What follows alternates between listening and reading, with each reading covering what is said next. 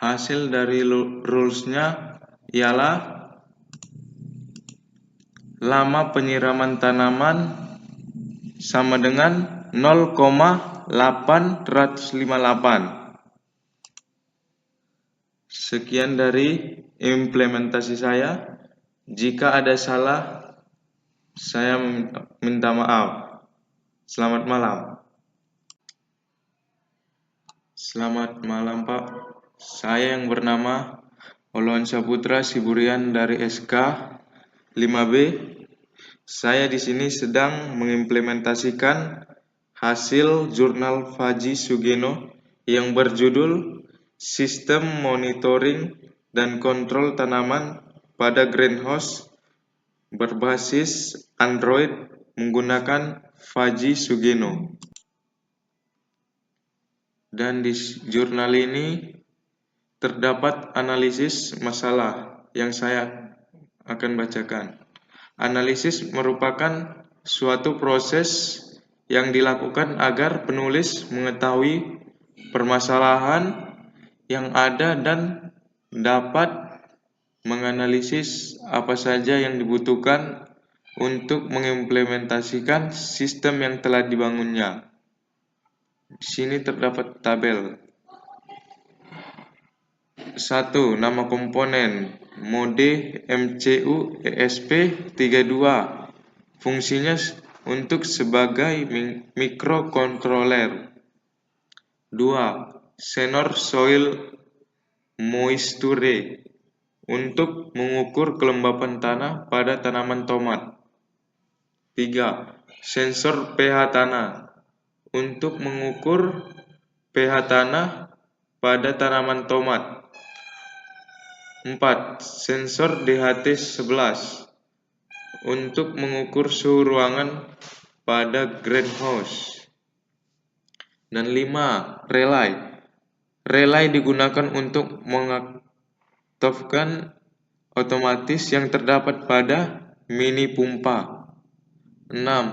LCD 16x2 yang fungsinya menampilkan data dari sensor kelembapan tanah dan sensor pH tanah. 7. Motor DC. Fungsi motor DC untuk mengatur kecepatan putaran alat penyiram sesuai dengan perintah controller. Dan 8. Ultrasonik.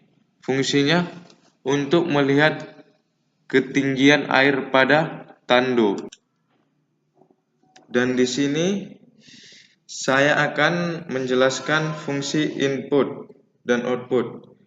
Fungsi input dalam sistem ini adalah parameter lingkungan yang berpengaruh terhadap pertumbuhan tanaman di greenhouse. Beberapa input yang umum digunakan dalam sistem monitoring dan kontrol greenhouse berbasis Fajri Sugeno meliputi suhu Celsius. Sensor suhu mengukur temperatur udara di dalam greenhouse. Kelembapan udara atau persen. Sensor kelembapan udara menentukan tingkat kelembapan dalam ruangan. Kelembapan tanah. Sensor kelembapan tanah mendeteksi kadar air dalam media tanam. Intensitas cahaya atau lux. Sensor cahaya mengukur jumlah cahaya yang diterima tanaman. Konsentrasi CO2 atau ppm. Sensor gas mengukur kadar karbon dioksida dalam greenhouse. Input ini akan diproses menggunakan metode Fajri Sugeno untuk menentukan kondisi lingkungan yang ideal bagi tanaman. Dan di sini ada fungsi output.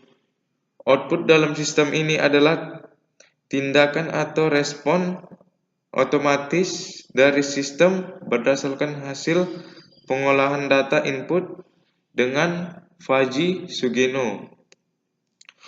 Output yang dihasilkan dapat berupa kontrol penyiram atau on-off atau debit air. Jika kelembapan tanah rendah, Sistem akan mengaktifkan pompa air untuk menyiram tanaman. Pengaturan ventilasi atau on-off atau kecepatan kipas atau exhaust fan. Jika suhu atau kelembapan udara terlalu tinggi, kipas akan menyala untuk menyeimbangkan kondisi udara. Pengaturan lampu grow light atau on-off atau intensitas cahaya. Jika intensitas cahaya rendah, sistem akan menyalakan lampu tambahan untuk membantu fotosintesis. Pengaturan CO2 atau on-off atau pelepasan gas CO2. Jika kadar CO2 rendah, sistem akan mengaktifkan alat pelepas CO2 untuk meningkatkan fotosintesis. Output ini dikirim ke sistem kontrol dan juga dapat ditampilkan di aplikasi Android, sehingga pengguna dapat memantau dan mengatur kondisi greenhouse secara real-time. Dan di jurnal saya ini terdapat dua input. Di sini input pertama ada kelembapan tanah.